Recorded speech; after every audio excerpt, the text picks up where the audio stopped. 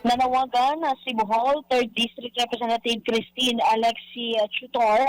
sa administrasyon ni Pangulong Ferdinand Marcos Jr. na palakasin ang pondo at kakayahan ng mga cybercrime unit ng pamahalaan upang matugunan ang mga lumalalang online threats laban sa mga paaralan at kabataan. Kasunod ito ng madugong pamaril sa San Jose National High School sa Tacloban City at ang panapigilang pag-atake sa Tolosan National High School sa Leyte. Ayon kay Tutor, dapat atasan ng Department of Information and Communications Technology o DICT, Philippine National Police o PNP at National Bureau of Investigation o NBI na suriin ang pangangailangan ng kanilang mga cybercrime unit at pondohan ang karagdagang cyber investigators, digital forensic specialist, analyst at advanced cyber threat monitoring capabilities. Dapat din na magkaroon ng koordinasyon sa Department of Budget and Management o DBM upang matukoy at maibigay alinsunod na rin sa batas ang karagdagang pondo at mga kinakailangang kagamitan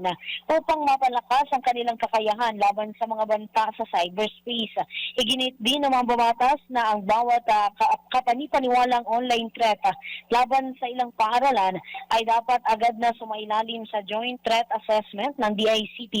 PNP, NBI, school authorities at lokal na pamahalaan. Nanawagan din si Tutor sa Department of Health at National Center for Mental Health na magtalaga ng quick response teams para sa mga lugar na naapektuhan ng karahasan habang inihikayat din niya ang cybersecurity professionals, ethical hackers at iba pang miyembro ng cyber defense community na makipagtulungan sa mga otoridad upang matukoy at mapigilan ang mga banta bago pa ito mauwi sa aktual na pag-atake. Bukod pa dito, dapat ding magtalaga ang DOH at ang NCMH ng multidisciplinary response team at ang COP na assessment, treatment at referral facilities para sa mga children in conflict with the law o ang CICLs na sangkot sa mararahas na krimen maging sa mga batang naging biktima ng karahasan na ginawa ng mga CICL. Para sa Boses ng Pilipino, nagbabalita ng todong lakas, ako si Patrol 30,